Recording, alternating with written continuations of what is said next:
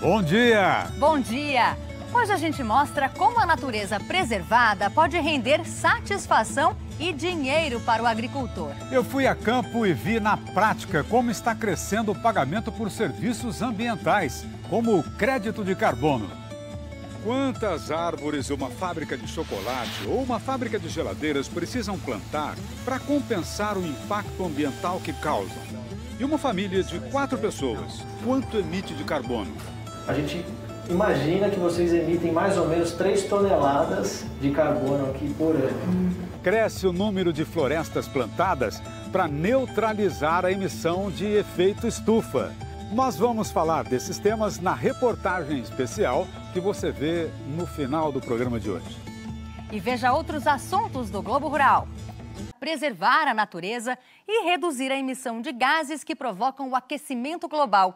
É o que o Nelson vai mostrar pra gente. Cris, muita gente fica confusa quando se fala em sequestro de carbono, carbono zero, créditos de carbono. Nós vamos tentar explicar isso tudo. Repertório. Empédocles, 500 anos antes de Cristo, dizia que 4 elementos formam o mundo: terra, água, fogo e ar. Hoje, a ciência já descobriu 118 elementos constituintes. O carbono, cujo símbolo é um C maiúsculo, é dos mais versáteis. Aparece de várias formas nas coisas que conhecemos. Repita comigo: eu sou carbono, tu és carbono, ele é carbono. Todos somos carbono. Fica esquisito falar assim, né? Mas o carbono está presente em todas as formas de vida na Terra. Em estado puro, ele nos dá, por exemplo, o grafite, que está na ponta do lápis, nos dá o diamante. E você sabe onde se localiza o maior estoque de carbono do mundo? Não é no refrigerante, nos oceanos. Em segundo lugar, vem os solos. E em terceiro, a atmosfera, que é de onde a árvore retira o CO2 e forma florestas como esta aqui de Botucatu, no interior de São Paulo. Aqui fica um dos campos da Unesp, a Universidade Estadual Paulista. É nessas saudáveis reservas de mata que o professor Iraê Guerrini coordena as pesquisas ambientais. Essa aqui o que é?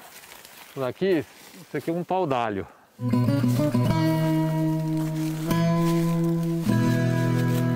Como é que você sabe quanto de carbono tem numa floresta? Nós vamos acompanhar a medição agora numa das reservas da Unesp de Botucatu, começando com a estocagem de carbono do solo. Serão coletadas mais de 300 amostras. Amostras de terra, amostras de serapilheira, de tudo que compõe o chão da floresta. 2 metros e 21 centímetros. Amostra de dados, grossura, altura, árvore nascendo, caducando. A equipe faz a contagem de tudo. Ainda nunca tinha feito esse levantamento em termos de carbono nas nossas florestas aqui da Unesp, né? Na atmosfera, cada molécula de carbono está grudada a 2 moléculas de oxigênio. É o CO2, com o qual a árvore faz a fotossíntese para se alimentar. No crescimento, o oxigênio é liberado e o carbono acrescido na madeira, onde fica estocado. Nos termos ambientais, esse processo é chamado de sequestro de carbono. As árvores mais preservadas, maiores, são aquelas que contribuem mais com o carbono. Numa peroba tombada pelo vento um ano atrás, o professor Iraê estima o acumulado. A árvore de 25 metros de altura tinha perto de 10 metros cúbicos de volume, o que dava 8 toneladas de madeira. Como nesta espécie, pela densidade, o elemento C é praticamente a metade, estamos sentados aí sobre 4.000 quilos de carbono.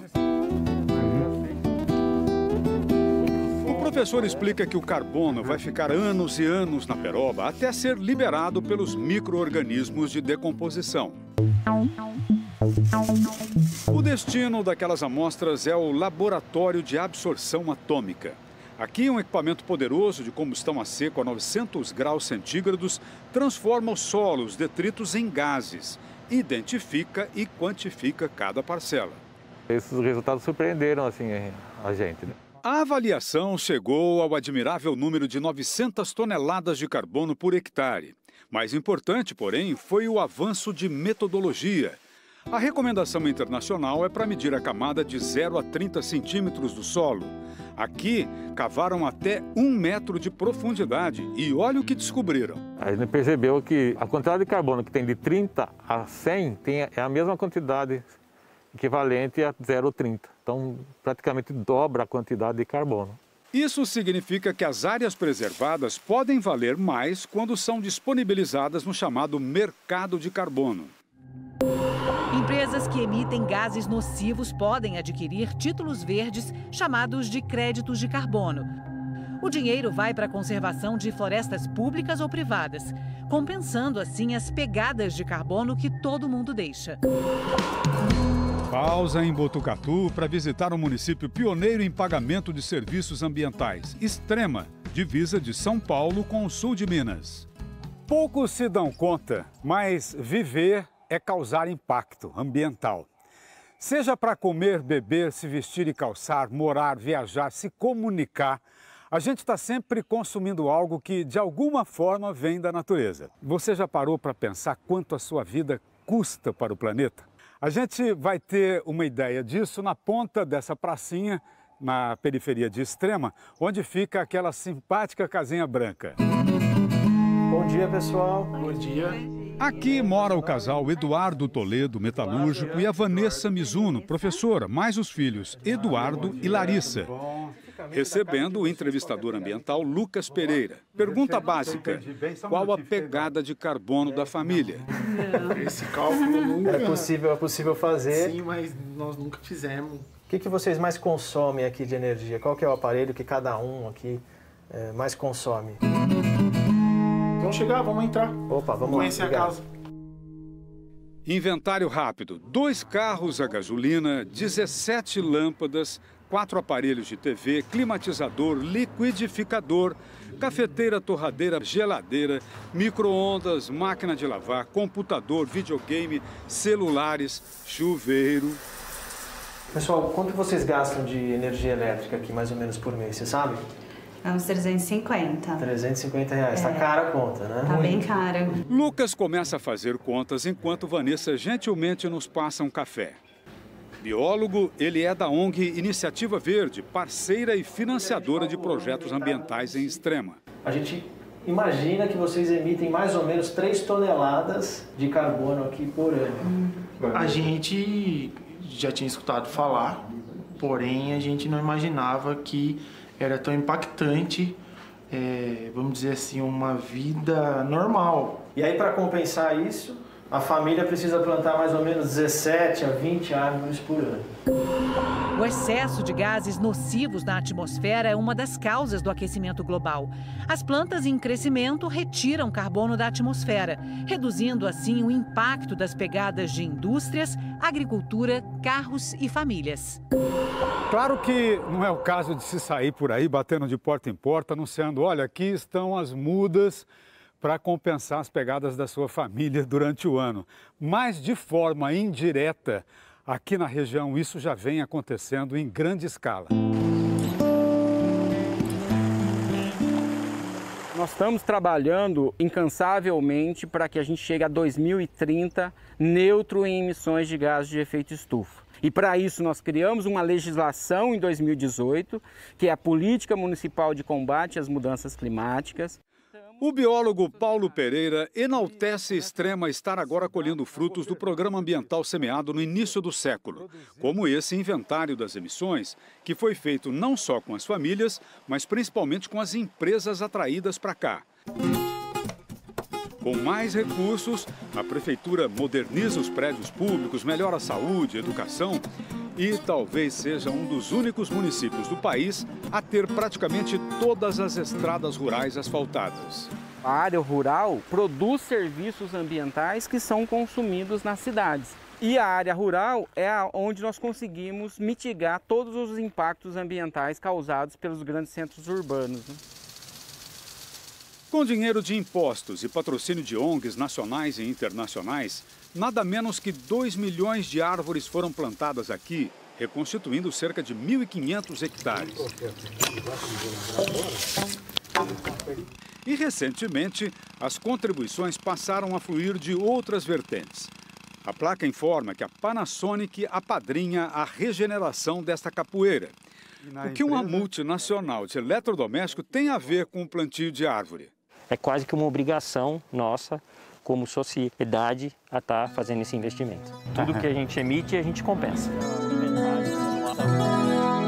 Sergei Epoff, vice-presidente para a América Latina, garante que a fábrica de Extrema, maior da companhia no Brasil, com 1.200 funcionários, já alcança neutralidade em relação aos gases de efeito estufa. Todo ano custeia o plantio de 3.000 árvores. Foram 3 anos, 9.000 árvores a gente plantou nesse programa todo. A gente sabe que se a gente não fizer esse processo, não tem futuro. Falamos da japonesa Panasonic, mas poderíamos citar a brasileiríssima Copenhagen. A gente vê que falar de sustentabilidade agrega valor para o nosso consumidor ter certeza que consome um produto responsável. A bióloga Franciane Almeida, especialista em desenvolvimento sustentável, conta que a fábrica de chocolate já praticava a criteriosa destinação de resíduos, índice de reciclagem de 95%, efluentes tratados num reator biológico, decompostos por bactérias, devolvendo água para reuso e irrigação. Agora, começa a compensar também as emissões. Nós já plantamos quase 12.000 árvores nesse período, uma área equivalente a 60.000 metros quadrados. Copenhagen e Panasonic são só 2 exemplos de muitas marcas conhecidas participando do Extrema no Clima. Chega a 150 o número de empresas baseadas aqui que assinaram contratos para compensar impactos ambientais. Como a Bal do Brasil, que fabrica latinhas de cerveja e refrigerante, plantou 20.000 árvores para compensar 3.200 toneladas de carbono equivalente. Assim, o município todo hoje já neutraliza 30% das emissões. Lembrando que a meta mundial é chegar ao carbono zero em 2050. Então nós vamos fazer isso paulatinamente para chegar a 2030 com emissão zero do município. No começo, o programa aqui focou na conservação das nascentes do Jaguari. Em várias ocasiões, o Globo Rural mostrou a vazão deste rio, que desce a Serra da Mantiqueira para ser consumido inteirinho em São Paulo. As mudanças climáticas trouxeram novas urgências. Além da água, é preciso cuidar também de outros bens da natureza fundamentais para a nossa sobrevivência. São os chamados serviços ecossistêmicos. Nós vamos destrinchar isso no próximo bloco. Até já! A floresta vale mais em pé do que no chão. Essa ideia, quando começou a circular 30 anos atrás, parecia fantasia.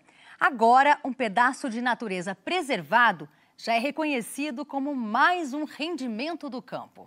Na segunda parte da reportagem especial de hoje, a gente mostra como os créditos de carbono já se transformam em créditos de sustentabilidade.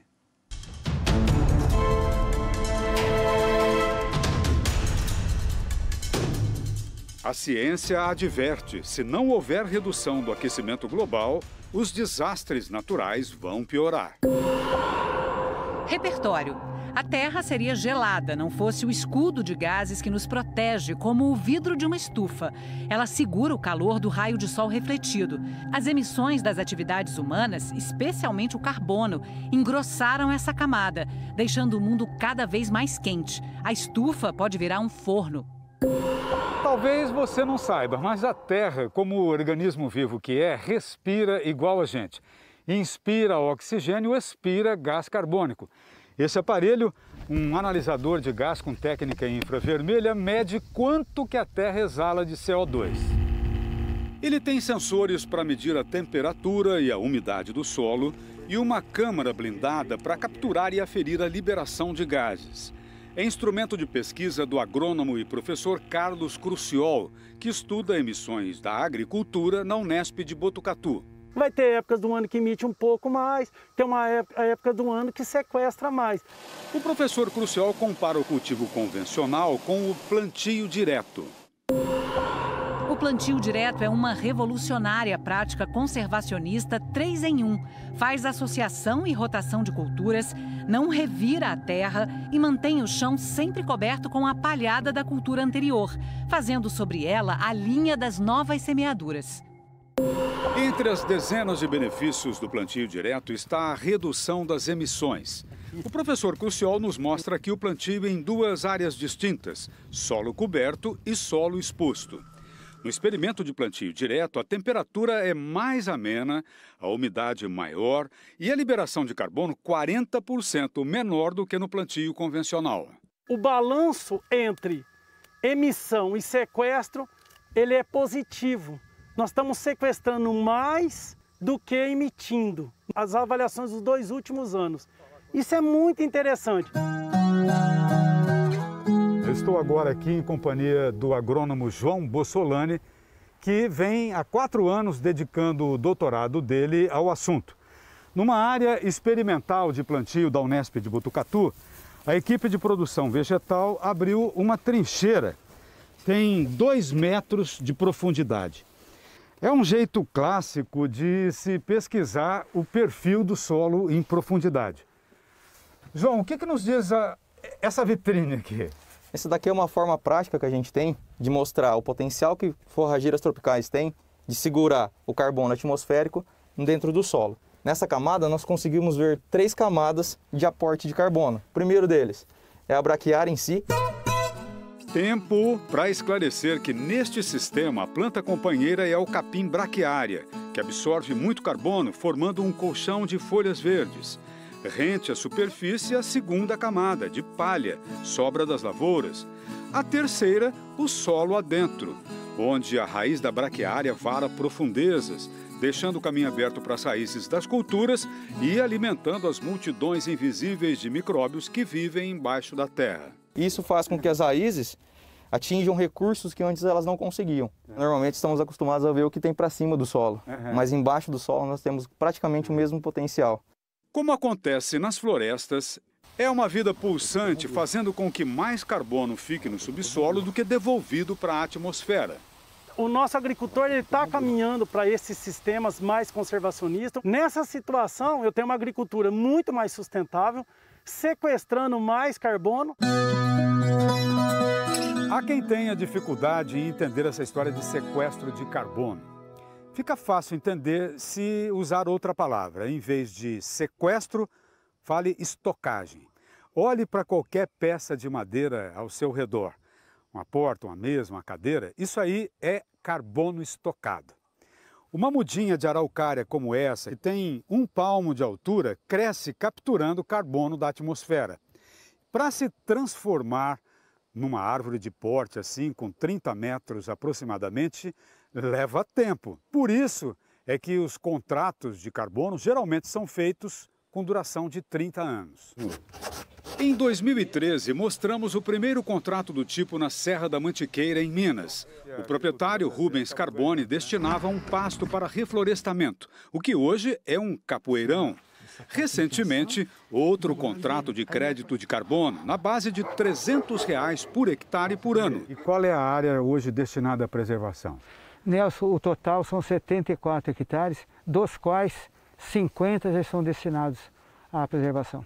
Antes foi com o Banco Itaú. Agora, o principal patrocinador é o Mercado Livre, num projeto ambicioso, informa Gilberto Tiepolo, diretor da ONG TNC, The Nature Conservancy, pilar do programa aqui. Nós queremos 2.000 hectares desse projeto no município de Extrema e nós queremos 1,5 milhão de hectares dentro da Mantiqueira. Essa é a nossa ambição. O mercado de carbono foi recebido com boas-vindas, mas acabou se degenerando.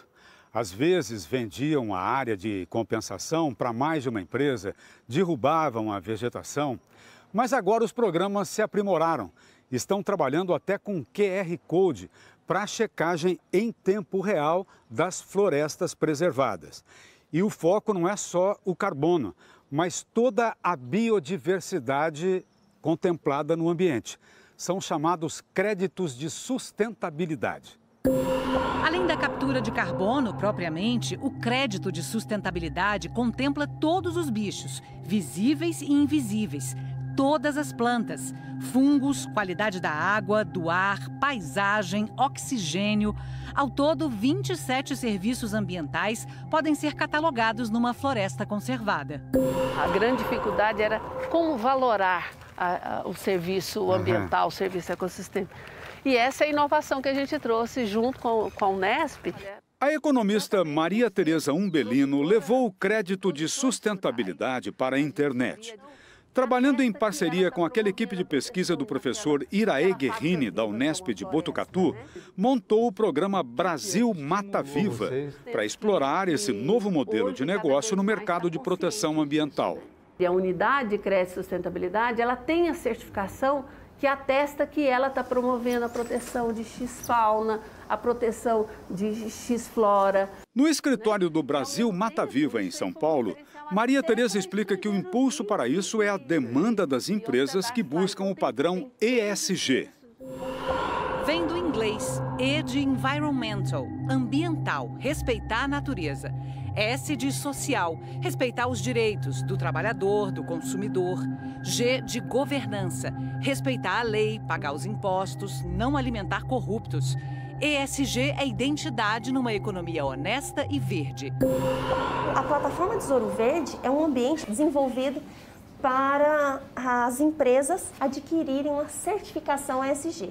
Alessandra Umbelino Simiema, filha de Maria Tereza, economista também, nos apresenta a plataforma virtual intitulada Tesouro Verde, que funciona como um balcão para a venda das tais UCS, Unidades de Crédito de Sustentabilidade. É um aplicativo onde podem se cadastrar tanto quem tem área de conservação como quem tem compensação para fazer. Aqui a tela de uma empresa que, aplicando cerca de R$40 mil por ano, preserva 3 hectares de floresta, cujo inventário é de 500 espécies de plantas, 1.700 espécies de fauna, fluxo de 10 metros cúbicos de água, além de 225 toneladas de carbono estocadas. Esse modelo brasileiro de ética ambiental, enxergando a floresta como fábrica viva, repercutiu na ONU. Falando na COP26, mês passado, Alessandra destacou a experiência do Tesouro Verde no Amapá. Um estado com 95% das florestas preservadas, mas com metade da população vivendo abaixo da linha da pobreza. Tesouro Verde é uma das metodologias, uma das plataformas que a gente escolheu aqui para implantar no estado do Amapá, para mensurar os serviços ambientais que a floresta sempre prestou. Eduardo Tavares, secretário de Planejamento do Amapá, conta que o Estado oferece uma série de benefícios, como parcelamento de dívidas, para empresas que buscam o selo de certificação do Tesouro Verde. Mais de 500 empresas hoje certificadas, e a ideia é que o Estado do Amapá seja um exportador de serviços ambientais, como o próprio Brasil defende que a Amazônia seja um exportador de serviços ambientais. O programa tem construtora, mina de ouro, fazenda de gado, indústrias, como a Mina Sol, fábrica de placas fotovoltaicas.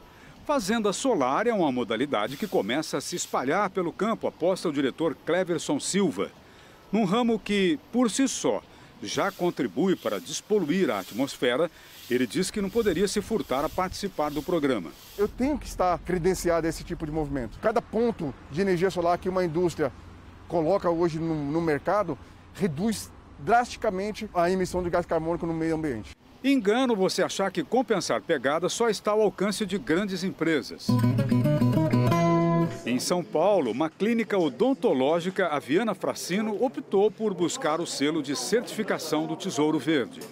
A gente tem que melhorar todo o nosso redor para poder oferecer uma evolução a todos, uma melhora geral. Consultório familiar, doutora Suzana Fracino e os filhos Alexandre, Rodrigo, mais a nora Sâmia. A diretriz é seguir protocolos. Para entrar, por exemplo, em prevenção contra a Covid, você tem que passar por uma plataforma de higienização de calçados. As dezenas de aventais, máscaras, toucas, algodões, todo o descarte dos resíduos diários já tinha destinação ambientalmente correta. Agora, o selo do Tesouro Verde sinaliza que as emissões da clínica também são compensadas. Cuidar do ser humano é muito diferente de cuidar da humanidade. Para limpar as pegadas ecológicas, preservando um pedacinho da floresta amazônica no Amapá, homologaram 2 unidades de créditos de sustentabilidade renováveis anualmente por cerca de R$1.000. o que não considera um gasto, mas investimento, baseado em 3 pilares. Ciência, ética e coerência. Isso custa mais para você, não? Não, vou me sentir prejudicando menos o meio ambiente. A cliente Juliana Pereira diz que o selo verde a faz refletir sobre o futuro das crianças. Hoje a gente já está observando os impactos disso, o que dirá daqui 20, 30 anos, né? Então, a gente tem que fazer alguma coisa hoje para que eles não sofram ainda mais essas consequências. Nosso país vem batendo recordes de desmatamento nos últimos anos. Mas o Brasil tem tudo para ser uma potência verde, não é, Nelson? Com certeza, Cris, você vê o engajamento. Foi só colocar o selo verde na prateleira que resultado que deu, esperançoso. Como diz aquele verso da poetisa Elisa Lucinda, sei que não dá para mudar o começo, mas se a gente quiser, vai dar para mudar o final. É o que todos esperamos. E com essa bela mensagem, a gente termina o programa de hoje. Um bom dia para você. Bom dia. Até domingo que vem.